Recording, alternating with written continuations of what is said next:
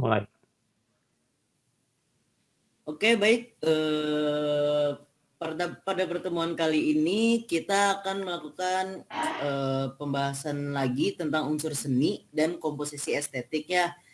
Sebelumnya kita udah ngebahas tentang unsur seni dan komposisi estetik, tetapi di sini kita akan memperkuat lagi tentang unsur-unsur seni. Oke, slide selanjutnya.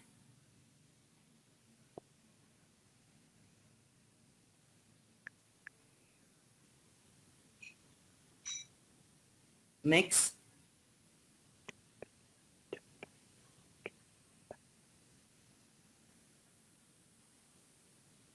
Nah, oke, di sini ada 8 unsur seni yang wajib kita ketahui. Yang pertama itu ada titik, ada garis, bidang, bentuk, tekstur, warna, ruang atau kedalaman.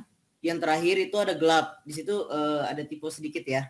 Nah, untuk di titik ini secara umum itu dapat dimengerti bahwa suatu bentuk itu disebut sebagai titik karena ukurannya yang sangat kecil. Dan dapat dikatakan juga kenapa kecil, karena objek tersebut berada pada area yang luas. Dan manakala objek tersebut ada yang sama, dapat dikatakan juga besar apabila diletakkan pada area yang sempit. Nah, dalam sebuah karya seni rupa, elemen titik ini digunakan untuk melengkapi bagian-bagian yang terkecil. Kemudian unsur yang kedua yaitu ada unsur garis. Garis ini merupakan bentuk yang paling panjang dari sebuah titik dan bisa dibedakan menjadi beberapa bentuk, yakni seperti garis lurus, garis melengkung, garis panjang dan lain-lain.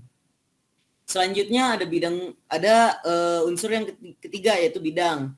Nah, pada unsur ketiga ini dalam seni rupa merupakan perkembangan dari penampilan garis, yaitu perpaduan garis-garis dalam kondisi tertentu.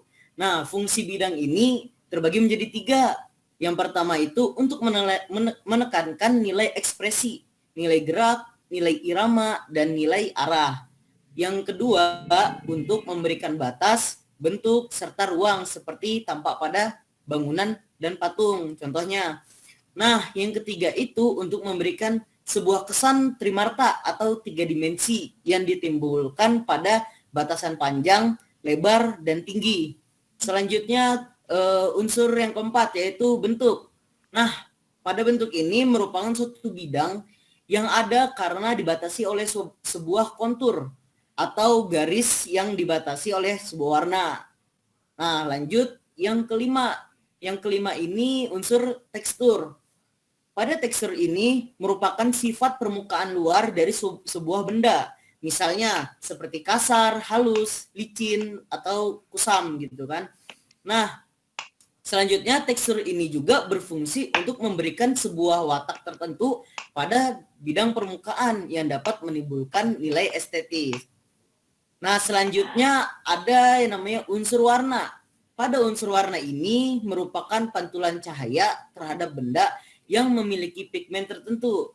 Warna ini juga dikelompokkan menjadi beberapa, yaitu ada warna primer, warna sekunder, dan warna tersier. Nah, selanjutnya ada unsur yang ketujuh, yaitu ruang dan kedalaman. Pada ruang dan kedalaman ini merupakan bagian dari unsur-unsur seni rupa 3 dimensi. Ruang ini juga bisa dirasakan langsung oleh penikmat seni, seperti ruangan di dalam gedung, rumah, sekolah, dan lain-lain. Selanjutnya yang terakhir itu ada unsur gelap dan terang. Nah, pada unsur gelap dan terang ini dapat memberikan kesan yang mendalam atau kontras dalam sebuah karya seni rupa, dan juga dapat memberikan nilai ekspresi dan memberikan nilai emosi. Dan kemudian pada gelap terang ini dapat juga memberikan kesan trimarta atau plastis pada sebuah benda yang ditempa oleh cahaya gitu ya, seperti pada bangunan atau benda-benda yang lainnya yang dapat mudah terkena sebuah cahaya. Nah, dalam 8 unsur seni ini itu sangat wajib kita ketahui dalam membuat sebuah karya seni. Nah, oke.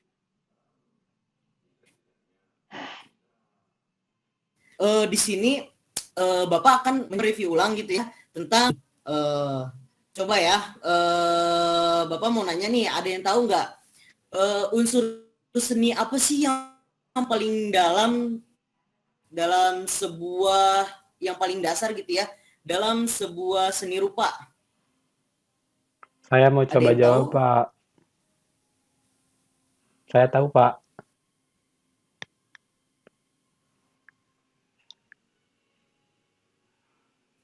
Ya Nah, boleh, Tantan. jadi unsur yang paling dasar itu titik, Pak.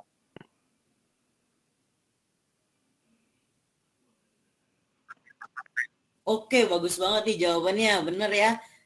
Coba Bapak nih juga mau tahu nih, kenapa sih unsur yang paling dalam itu eh, eh, titik ya, unsur yang paling dasar itu titik. Coba Saya mau coba jawab, Pak. ya, silakan Rani. Ya, jadi dalam sebuah karya seni rupa itu elemen titik digunakan untuk melengkapi bagian-bagian terkecil karena memang ukurannya itu kecil, Pak.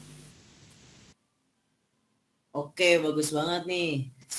Oke, Bapak ada satu lagi pertanyaan, yaitu unsur apa sih yang dapat memberikan sebuah kesan yang mendalam dalam memberikan nilai ekspresi dan juga dalam sebuah karya seni tersebut gitu.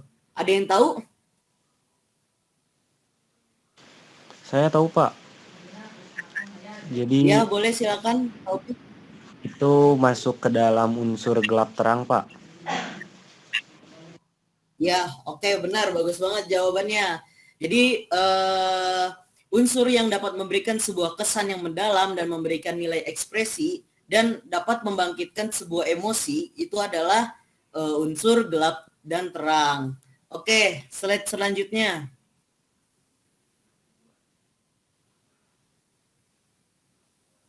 Oke, next slide selanjutnya.